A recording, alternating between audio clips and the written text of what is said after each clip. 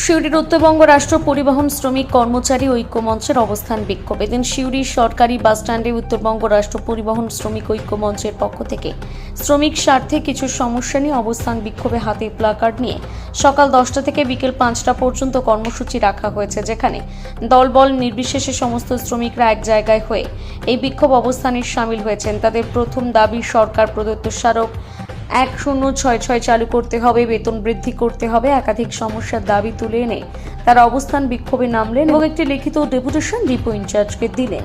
তবে পরিবহন বন্ধ না রাখা মানুষের সুবিধার্থে, মানুষের কথা ভেবে তারা সমস্ত বাস চালু রেখে তারা অবস্থান করলেন এদিন সিউড়ি সরকারি বাস স্ট্যান্ডে।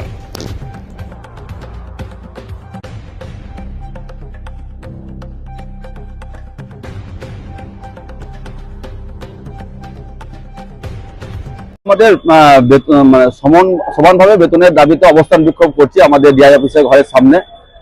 আমাদের গত 3 মাস আগে একটা অর্ডার বেরিয়েছিল বেতন নিয়ে, সেই বেতনে দেখা যাচ্ছে বৈষম্য দেখা যাচ্ছে। চালকদের ক্ষেত্রে একরকম বেতন, মেকানিক বা কন্ট্রাক্টরদের ক্ষেত্রে একরকম বেতনে হওয়ার সম্ভাবনা আছে, এখন অব্দি হয়নি। তো সেক্ষেত্রে আমরা আমাদের সঠিক বেতন না পেলে আমরা অবস্থান বিক্ষোভে অনড় থাকবো।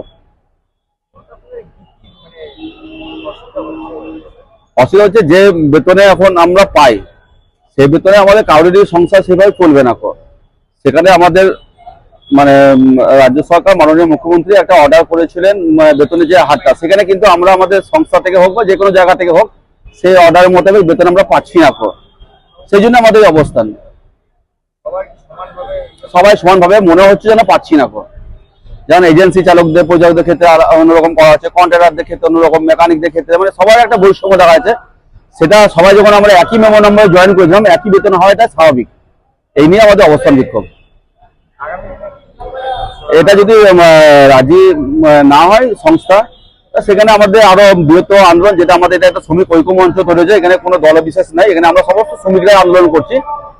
এখানে আমাদের কেন্দ্রীয় কমিটির হেড হচ্ছে আপনার কুচবিহার থেকে যেভাবে নির্দেশ আসবে সেভাবে আমরা আন্দোলনটা করব।